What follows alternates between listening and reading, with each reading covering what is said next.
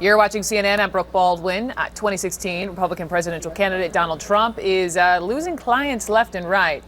Controversial remarks he has made about Mexicans and immigrants have cost him partnerships with NBC Universal, the Spanish language TV network Univision, and now Macy's. That retailer is phasing out his line of menswear. Let me back up. This whole uproar began the day he announced his candidacy when he spoke for quite a while, and in particular called Mexicans rapists and killers. Last night during a speech in New Hampshire, his vitriol continued. Hundreds of thousands of people, illegals, coming over the border. Hundreds of thousands in jail. Federal jails, state jails, local jails. The crime is enormous.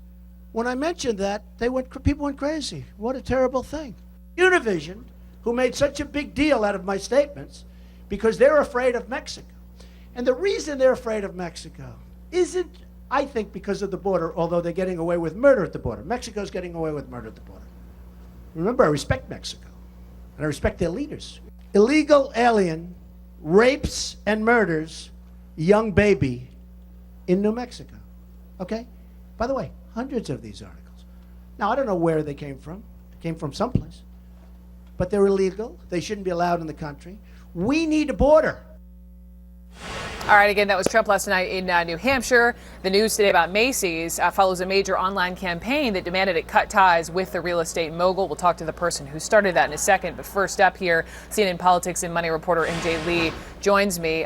You broke the news for us here at CNN on the split. So here, my first question is, today you've had Donald Trump saying, no, I'm the one who severed ties with Macy's, and then the other side saying the same, but the reverse. Right. Which is it?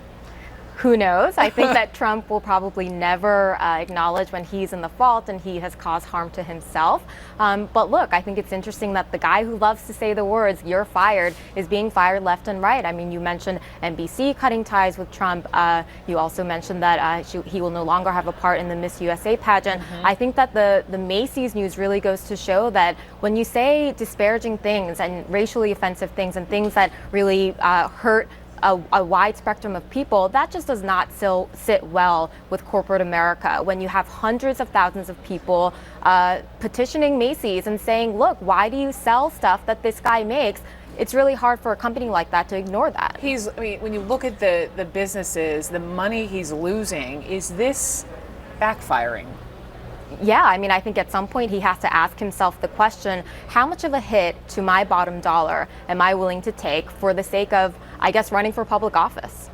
Stay with me. I want to bring in another voice here, the man behind that online petition urging Macy's to dump Donald Trump. He is Angelo Carusone. He says his campaign began 3 years ago. He's the executive vice president for Media Matters, and he joins me now from Washington. So, Angelo, great to have you on. Thanks for having me.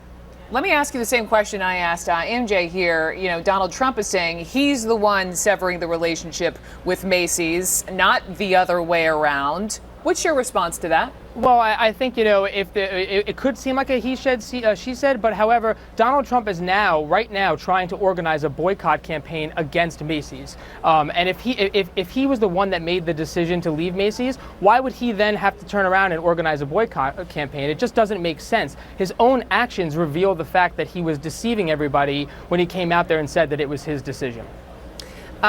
Listen, the fact that he's now thrown his hat in the ring, a lot of critics have come out and said this is a stunt, or this could be reality TV, or this is just better for his brand. But as we were just discussing, in terms of a bottom line, that really the opposite seems to be happening. We talk about you and starting this petition a couple of years ago. Why did you begin that then? Well, I actually started it exactly because of that word, the brand.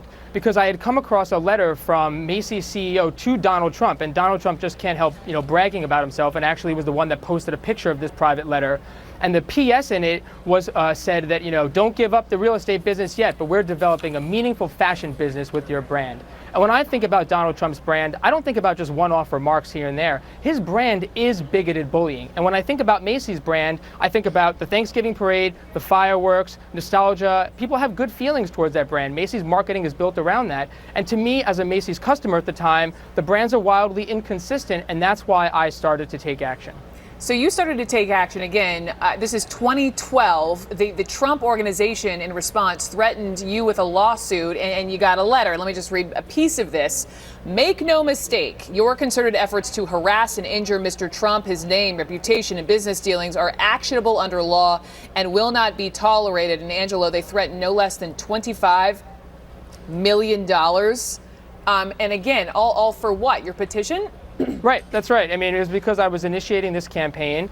I wasn't saying anything defamatory or untrue, and I wasn't even really hard attacking Macy's. I was just saying what Macy's brand represents and what Donald Trump brand represents. And when you put those two brands next to each other, they're just not compatible. I mean, I did run some billboards around Macy's stores in the lead up to the Christmas holiday. But, you know, I mean, none of that was illegal. It was just Donald Trump's attempt to bully me into silence and to stop me. Where have you, I'm just curious, have you hung on to that? I'm curious if you hung on to that letter? I have hung on to that letter. It's in a frame in my apartment. In a frame in your apartment. It's a 2-page letter. Okay, I have it. Both pages right here. Final question on MJ, you weigh in as well, because when we talk so much about the brand, a lot of this too is politics. Obviously, this is someone who says he wants to be the president of the United States. And when you look at the latest CNN polls, which clearly Donald Trump is reading, quickly to you and then finally to Angelo, he's in second place behind Jeb Bush.